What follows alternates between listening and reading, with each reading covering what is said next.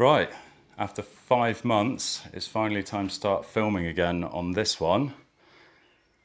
I'm going to try and do some engine work on it today, do some valve clearances, check the electronic ignition, which is a module that's hidden behind here where the points used to be, and then hopefully get the downpipe smocked up and TIG welded, and that should be everything to get it started, I think. I don't know. It's always difficult getting a project bike that someone else has already started. The previous owner, I don't know if you can tell, but the engine's looking pretty shiny. Previous owner had had the barrels honed, new piston rings, stem seals. She was burning quite a lot of oil.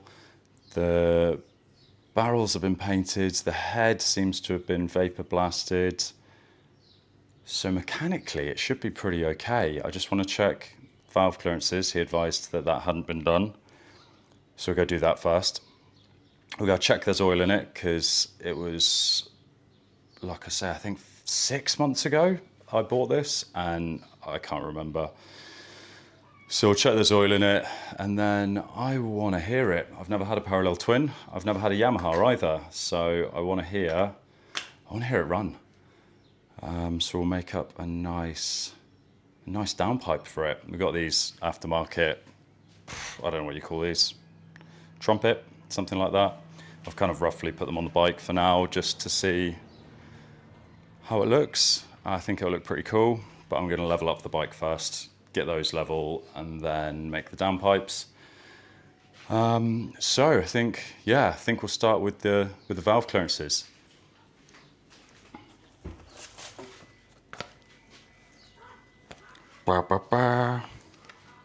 Gonna need this a lot. Hopefully this is a pretty good angle for you guys on there. So this is the exhaust side. We'll do the exhaust side first because it's easier to get at. I've definitely got the wrong socket. I've got a 13, I think it's a 12. Let's try again.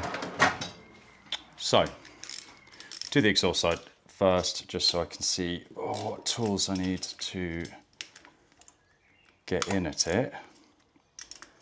I'm definitely an amateur videographer, and I'm testing some new filming kit today. So I've got my DJI camera. I think it's called an Osmo. Yeah, an Osmo 4. But I've never used the mic paired up with it before, so I'm really sorry if the audio is pants. And then I'm testing out some new mounts for it. So I've got a couple of SmallRig mounts. So like the one I'm using at the minute is this cool little one that clamps onto like handlebars and stuff like that. I've got it clamped to the frame at the minute. Can we see in there okay? The lighting outside's probably not helping, so I might shut the garage door, but it looks pretty good to me. Right. That's the problem, because I'm not at top dead center. But we've got access to it now. So we need to get the engine at TDC on that piston. I'll show you how to do that. Using a 17mm on a ratchet on the flywheel. Well, is this a stator or a generator? I don't know. I'm not used to working on bikes this old. I think this is the oldest bike I've ever owned. We've got, I don't know if you can see, we've got the T timing, top dead center timing mark, and then on this, God, I don't know what to call it. I think it's a generator. Anyway, I've got a timing mark, a little white line. And what I'm going to do is I'm going to rotate that. I'm going to rotate so that the other piston is at top dead center, which will mean this one I'll have free play on both of my sets of valves, inlet and exhaust. So that, I'll see if I can show you.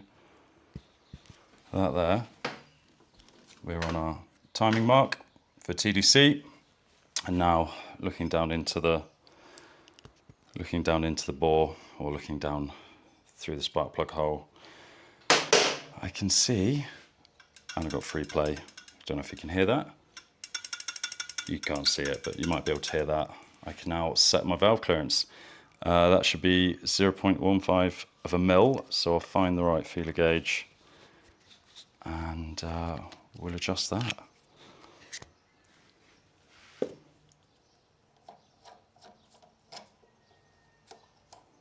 How's that angle for you? Acceptable?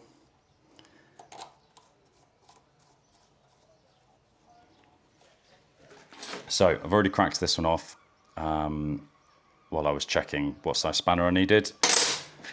And I need to find the right size feeler. So apparently this is an XS650C, I think. It's the UK model, so I don't know. It gets confusing. But we need 0.15, which is, don't know if you can see it, that one there. So all I'm going to do, I've got the nut loosened off, so now I should just be able to, with my finger, just spin the adjuster to set the clearance, and all I'm doing is sliding the feeler gauge through while I tweak it. So that tiny amount there is 0.15. The tricky bit is trying to hold it while you lock it. So I'm gonna try and use this adjustable to hold the clearance where it is. You might not be able to see this very well, but then I'm locking off the lock nut. Oh, I've just hit the tank with the spanner. So I'm just doing that a little bit and we'll check it. So I should still have, yeah, a bit of play there, and it should be just enough to get that in there, which it is. So that's successful. I'll tighten this a bit more, and that's probably lost. Ah, perfect. And what I sometimes do is I'll put the next size up. So I've got a 0.20 mil on here, and I can try and fit that through. If that fits through, it's too slack. Fingers crossed. I can't quite get that in there. So I'm going to say that we're good. I've got no side panels on it. I've got no side panels on it because the side panels are in horrible condition, paintwork wise. But the tank isn't. The tank's in lovely condition. I don't know if you can see. So I'm going to take the tank with the side panels to the body workshop, so that the guy, my lovely friend Charlie, who owns Charlie's Body Shop in Foy, he's going to scan. I know it's just black, but he's going to get a perfect match on that with his scanner tool, and mix up the paint to do these covers and probably the headlight bucket, I think you call it, the headlight bowl. I think we've got a dipstick here. I hope it's a dipstick anyway. We can see if there's anything in it, which there definitely is. And it's like brand new, so that's brilliant. Is this one of those bikes where you're supposed to test it? Are you supposed to test it at the top of the threads? Or is it one of those ones where you're supposed to test it when it's threaded all the way in? Because my Suzuki, you unthread it, the oil's in the frame on it, you unthread it, and then you take the reading with it just sat on top of the threads, not actually like screwed in. But whatever, it's got oil in it, so that's good. Right, I'm going to get on with this side and get back to you. See you in 5. Right, I've done the other side. Clearances are done, same as this side, 0.15, 0.05 on the inlet. And then I thought I better check I'm getting oil to the top of the engine. So I don't know if you can see, but I've disconnected the coils, disconnected the power to the TCR unit, just so I'm not getting spark for a minute and draining the battery. And with the engine cranking, let me see if I can reach the button while I shine a light in there. I don't know if you'll actually be able to see. Maybe I'll set you up a bit better. 2 secs. Let me. So graceful. So if we look in here, with my torch on, can you even see? I don't know. I don't know. Have I got enough hands to do this? Don't know if you can see. You can probably see some oil dripping in there already. Don't know. If I get you really close, so you can see inside the engine. Ooh. So, don't put your fingers in the engine while it's rotating.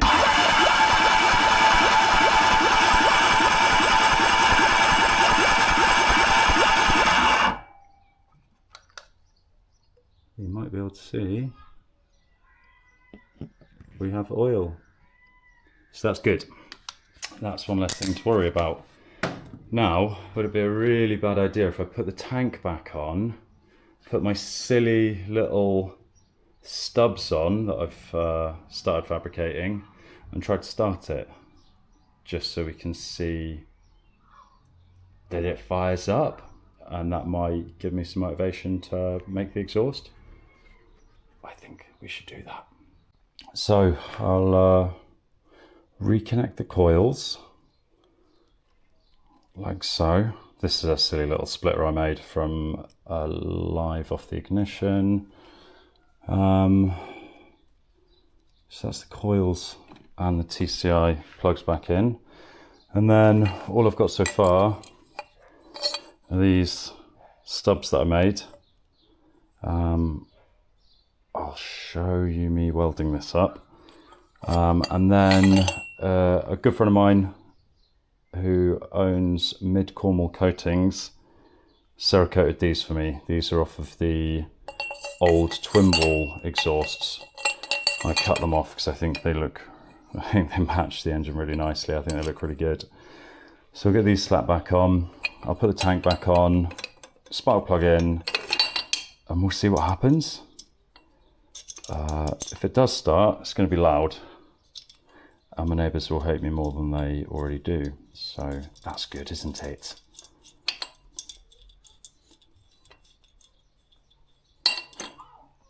And then we can do a nice little time lapse of me making some fairly standard looking XS650 exhausts. Like I said, this bike's pretty original other than the electronic ignition. So I'm not going to go crazy with it. They will look very similar to normal XS650 pipes, just without the balance pipe. We'll keep them as two separate pipes because it will sound better. So I'm not doing these up crazy tight because I don't want to ruin those crush gaskets until the exhausts are made and I fit them properly. But that'll be enough for now, just to get them something like it for testing it.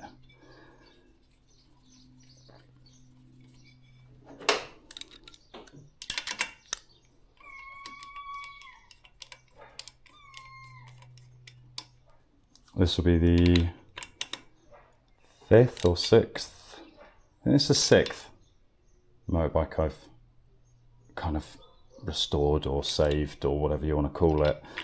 And this will be the first one that's a road bike. All the rest have been supermotos or adventure bikes or, you know, what have you. That kind of thing, not this kind of thing. Yeah, I've done one supermoto, one enduro, 2 adventure bikes. One was an Africa Twin, one was a Transalp. My Suzuki, I've given lots of love to, but by no means restored. It was kind of usable condition when I got it. I just tweaked it a lot to suit me. You know, lots of suspension work because I'm heavy. God, that fuel pipe needs replacing. That is so, it's going quite brittle. Let's just get that roughly on there, just so we can get a little bit of fuel. If we get a leak, we get a leak. It's not the end of the world.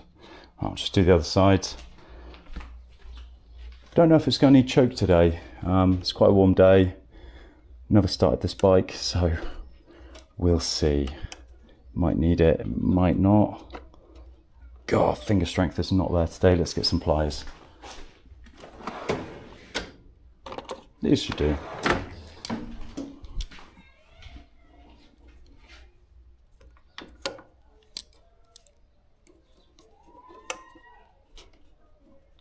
Probably just split them with my pliers, but oh well. I'll get some new fuel line for it. I think it's 7mm ID.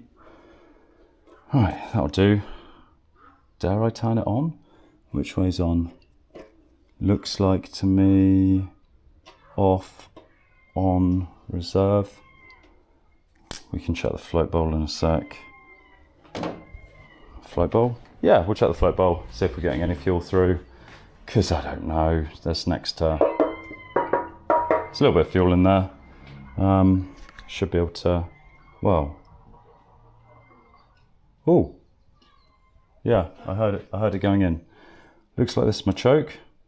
Take it, that's choke on. That's choke off. Doesn't seem crazy complicated. And how good's our throttle linkage? There's like no play in that. Right, let's see what happens. Right, lights off, kill switch off. I'm a bit nervous.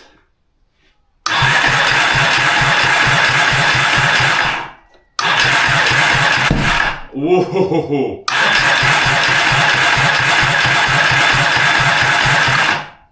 Right, let's have some choke then, I guess.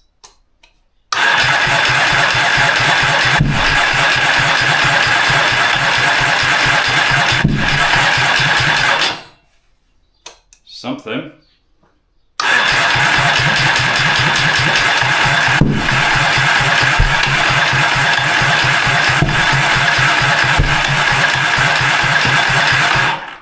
might not have enough fuel.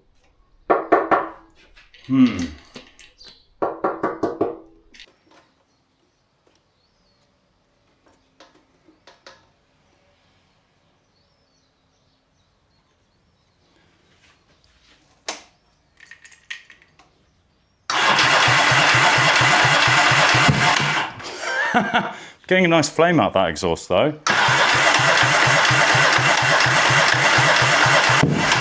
Right, weird, very, very weird. All right, I'm going to do some investigation and try again. So I'm dumb. I'm not dumb. I just made a mistake earlier. Plugs don't seem to be wet. They're pretty dry. Getting the odd pop off on this one, but I think the jets are probably blocked. Definitely got filter bowls. I've drained them once already. I'm going to drain them again now so that I can try and get to the jets and put the jets in the ultrasonic. I should have drained the bowls when I got it 5 months ago, shouldn't I? And I probably wouldn't have this problem. Definitely getting spark. And what I was saying earlier when I was doing the valve clearances wasn't exactly accurate. I didn't realise that both pistons move up and down at the same time. I thought that they were offset, but they're not. They're like, it's like a big single, but one fires and then the other fires. So it wasn't that one was at TDC and one wasn't. It was that one half of the camshaft was working and one wasn't. But regardless, the clearances are done. I just need a little 10mm spanner to undo the nut underneath the float bowl, and we'll get all this pooey looking fuel out of it. The fuel that's in the tank doesn't look too bad. I'd already drained a load of it out a while back, but what was in the bowls was pretty gross. I'll show you in a sec. We'll just let this dribble out. Just let it dribble. It's just dribbling. So yeah, hopefully if I can get the bowls off in place, if I can get the bowls off in situ, I'll be able to get to the jets and everything will be fine. I don't know if you can see, but there's like loads of bits in the bottom of it, and it's not very obvious now because it's all diluted, but there was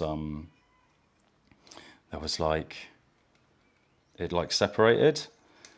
It gone like, it smells like varnish. So let's get into it. We've got, I managed to get these three, 1, 2, 3 out with it on the bike. I've got that little one down there to get out, so we'll get that one a sec. Again, JIS, which is Japanese industry standard. It looks like a Phillips, but it's not quite. The only thing I've ever noticed on these that kind of signifies them, other than the fact they're on Japanese bikes, I don't know if this will focus. Go on. It's a little dot. It's a little dot on the edge of the screw, which is something I've only ever noticed on JIS stuff. Now I've just realised I've lost. See, there's a little. Yeah, it's like that's an overflow tube, which is, there you go, leaking fuel on my bench. There's a little bracket there that holds it on, and I've obviously lost the other one. Oh, I've just found it on the edge of the bike. There we go. So let's get both these bowls off, and hopefully the jets will just unscrew nicely, and we'll be able to chuck them. We'll either be able to blow some some penetrating oil through them, and that'll do the trick, just to prove that they're okay, or we'll have to chuck them in the bath, chuck them in the ultrasonic, and that'll hopefully cure it. When I took the carbs off, I could see, like a tiny bit of moisture around the inside of the inlet, but not enough, obviously, because I was getting one cylinder firing off every maybe 3 or 4 revolutions, and the other one wasn't firing off at all. So it's got to be the problem. If it's not, I don't know, maybe I've done the electrical timing wrong, but I have checked it again since. Right, that's good news, isn't it? That one there's rounded off. So we'll try the size bigger. Oh yeah, that did it. Not ideal, oh well.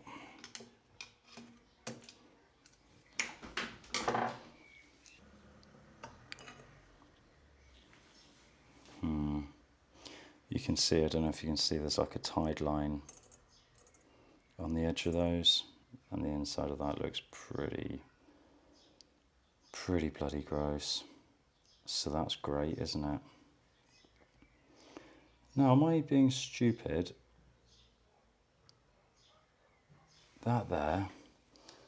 There's, sorry, you can't see. There's the overflow. So if I fire into there, it should spray out of there. Yeah, cool. All right, so that's fine. But yeah, look at the inside of that. That's, yeah, I wouldn't be surprised if we've got a blocked jet. Good news is the float doesn't seem to be full of stuff. It doesn't seem to have a hole in it and be sinking, because we are getting fuel into the bowls. Because when I tried to drain the bowl, oh come on, when I tried to drain the bowl, I then opened the tap and more fuel came out. So that means our fill jets, yeah, look at the state of that. Our fill jets must be working. Right. So it's a new day. I spent last night doing some research on these carbs and like the differences between the different model years and stuff like that, trying to get rebuild kits. Turns out this is the Mikuni BS38, which is like the earlier version of the carb. And I'm a moron because, I don't know if you can tell, but I've given these a clean in the ultrasonic. They're a bit better. I say I'm a moron. I mean, yeah, it's debatable, but I found the jet, or the pilot jet, it's in the float bowl. So it does a weird loop where the fuel is drawn through there and then back up through and goes through here. So these were choked. One of them I could barely see through, barely blow anything through, you know, penetrating oil, brake cleaner, that kind of thing. So they had to go in the ultrasonic cleaner, and I've got good flow through both of them now. So hopefully that was the issue. The only problem is in taking the carbs apart, I now need the float bowl gaskets, I now need the inlet rubber gaskets. I know it looks like these have seen better days, but the actual rubber seems pretty good, still pretty soft. So I've managed to get just new gaskets for those. I've got new O-rings for here, because that is shot and it will no longer stay in place. And I think that's it. All my little bits and pieces come in from, yeah, Yam Bits. So we've got new screws for the bowls, because the old ones were shot. What's in there? Oh yeah, teeny tiny O-rings for these jets here, because like that's just falling out. So I don't know if it's the right one, to be honest, but I'll get it on there. I don't know what else it would be for. It might be for, I don't know, it might be for like the air mixture screw or something, but those are the only two O-rings they sold separately, so I thought they must be for these. We'll try. More screws, inlet gaskets, and yeah, the float bowl gaskets. So I need my teeny tiny screwdriver and teeny tiny Phillips, and a JIS 1, I think. I don't know, I'll grab a JIS 1 and a JIS 2 just in case.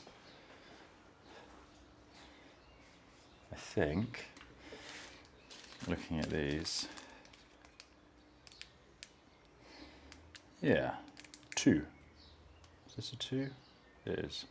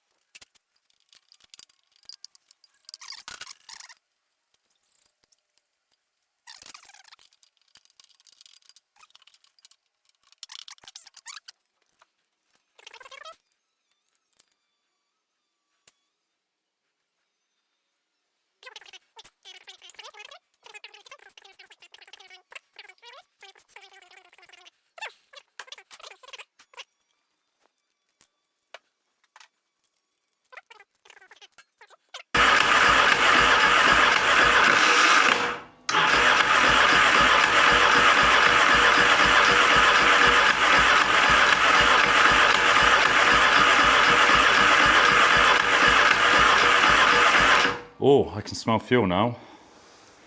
Let's give it a tiny bit of choke.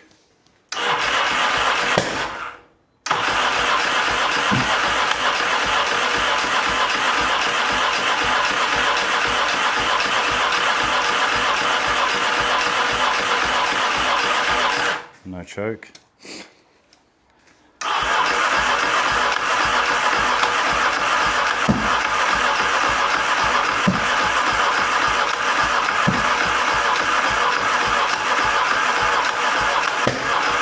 No. I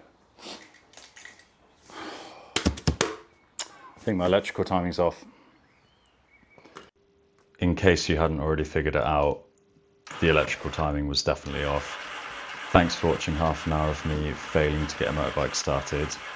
In the next episode, you can watch me make a exhaust for the bike, and I'll show you how to set up the TCI unit for this XS650 properly. Thanks for watching. See you next time.